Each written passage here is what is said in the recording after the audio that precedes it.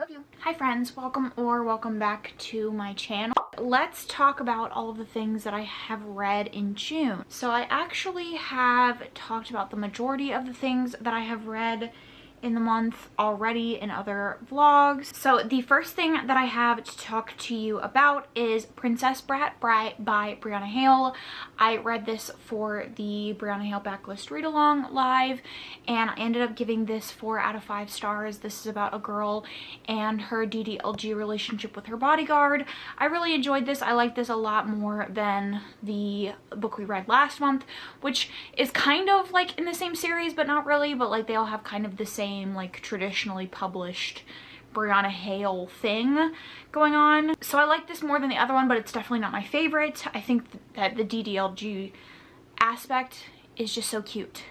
So if you want to know my in-depth thoughts, and by that I mean I think we talked about the book for like 9 minutes in that live, go ahead and check the live out. So last month I was going to film a reading vlog for the Queer Romance Readathon, which is what I read all of these books for, and it just ended up not going too well. I lost a bunch of footage, and like I just lost kind of motivation to film, and yeah, so we will just talk about them here. So the thing that I first read for that readathon was Love Zipper.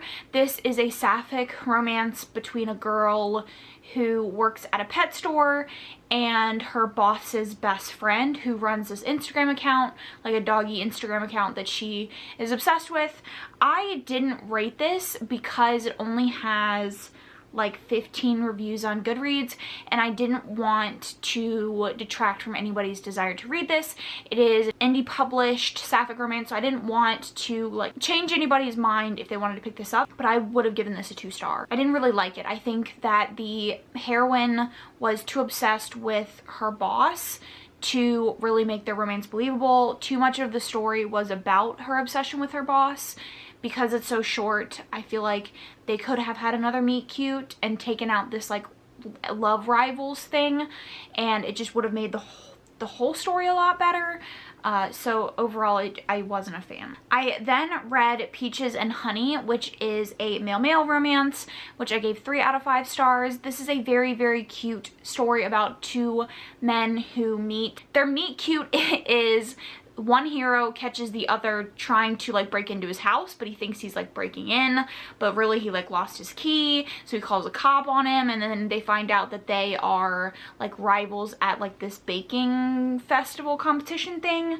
It was too much trying to be crammed into the story with how long it was, or rather how short it was. And then probably the best thing that I read all month, really, I read The Companion. This is a beautiful polyamorous romance between 2 trans women and a trans man. It's set in 1940, and Madeline, who we follow her point of view through the whole story, is an aspiring author, but she knows that she will face a lot of like prejudice in that industry, so she decides that she wants to take a job working as a guy's companion in the countryside. So she goes to live with Victor, and it is her relationship with him and his neighbor Audrey, and this gave me very much House in the Cerulean Sea vibes, except it focuses exclusively on the romance, and I think the way that they were able to make each other a safe space and like provide that safe space for each other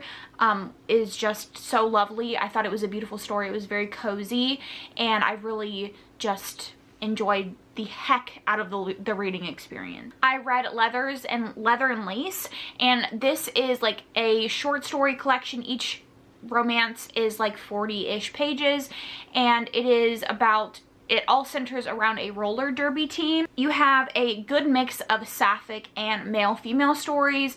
There is like rival coaches, there is a second chance like marriage in trouble, there is a donor and a roller derby girl, there's an office romance.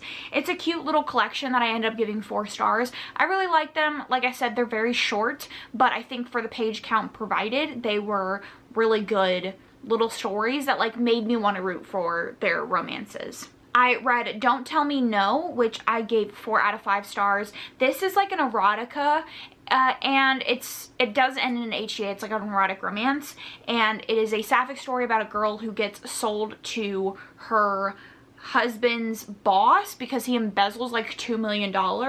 So she says, the boss says, like, if you sell your wife to me for 6 months, I will forgive your debt and we'll act like it never happened.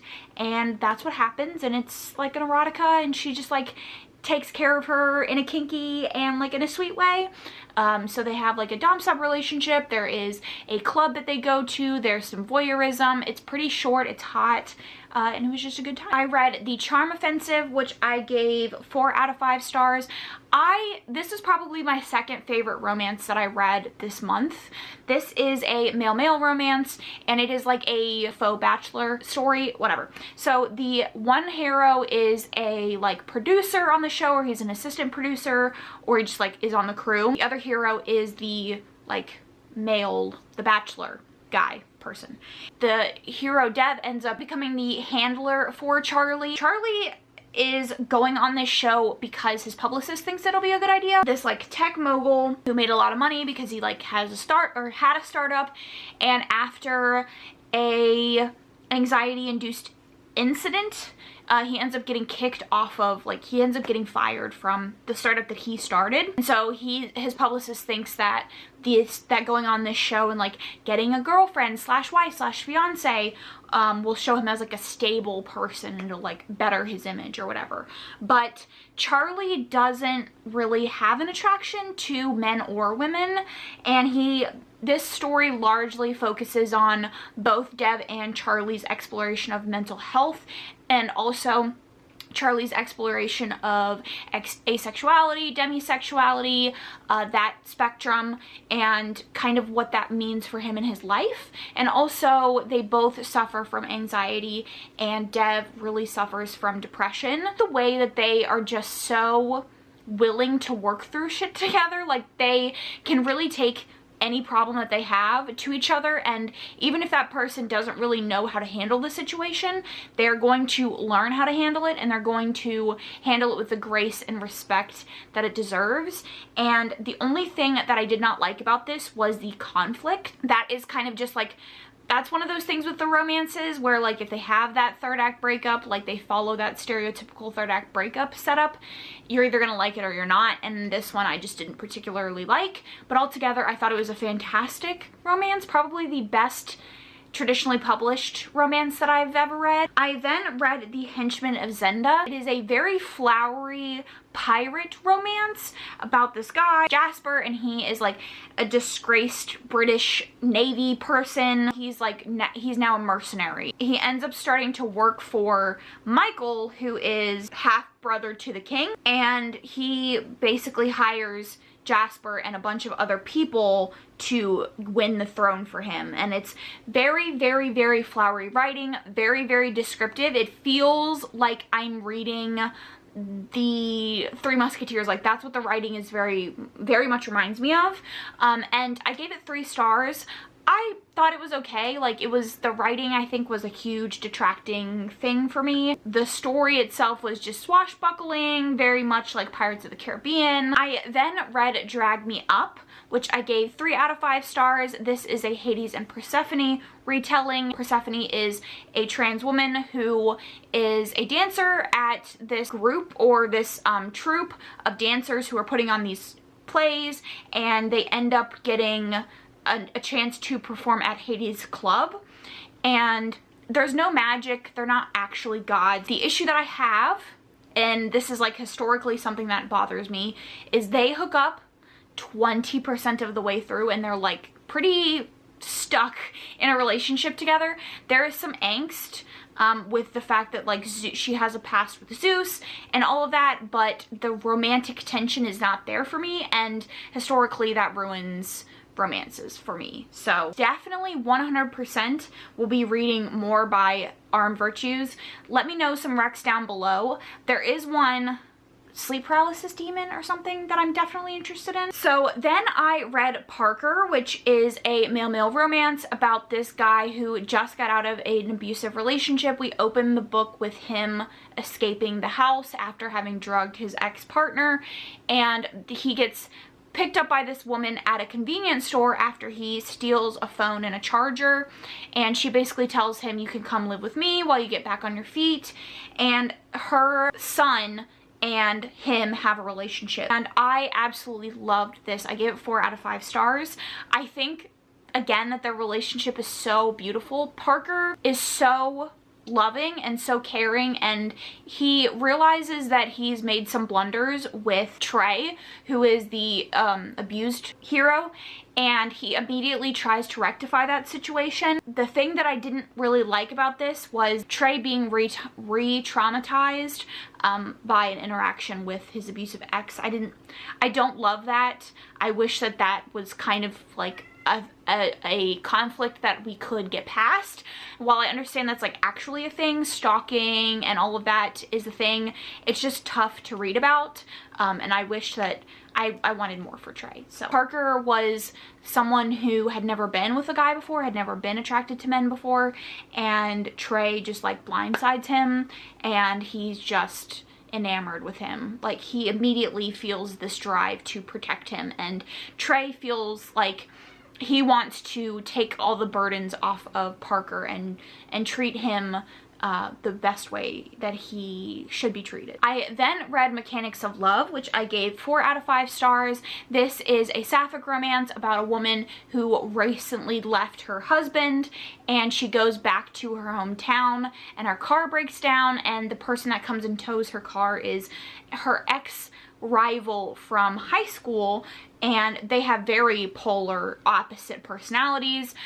One heroine is very much like these rich, everything is about looks sort of heroine, and the other heroine is like works on cars and is always greasy and thinks the other heroine's snooty, and they have this like delightful banter back and forth. I enjoyed so much seeing the snooty heroine enveloping and kind of seeing where she came from and why she acted the way she acted. Then I read You Made a Fool of Death with Your Beauty, and I don't really know how I feel about this. I ended up giving it 3 stars. This is my first Akwaeke Emezi book. Their writing is beautiful, but I didn't like the story and I didn't like the characters.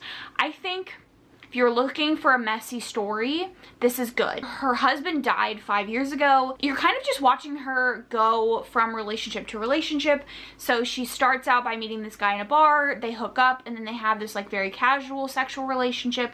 Then she starts dating his friend, and then she goes on vacation back to his hometown and starts dating his father. And while I love a messy story, I don't love the way that this was executed. So the ex-husband, who seemingly played this huge part into who our main character was as a person, we knew nothing about him. We knew nothing about their love or why he affected her so much. Like, obviously it was her husband, so like if he died, presumably she's going to be she's gonna be riddled with grief, but we didn't really know anything about him or the type of person that he was or anything like that. He kind of just felt like trauma for the sake of it. And then there was some decisions made with side characters at the end of the conflict of the story that I didn't completely love. I think that a lot of the personalities of the characters were changed for the messiness and for the sake of it. And I also don't love that the self-righteousness of the two main characters, the hero and the heroine, made it seem like what they were doing was correct and like everybody was just mad for no reason when their feelings of being betrayed were justified.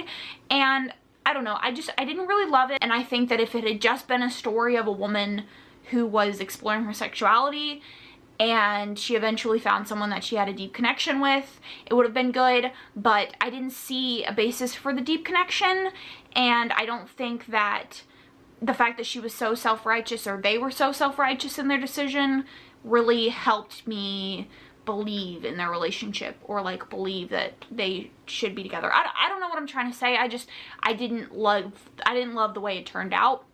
I don't think enough effort was put into the relationship to make me feel like they had to be together, and that all of the barriers that they come across, like, I wanted them to get over.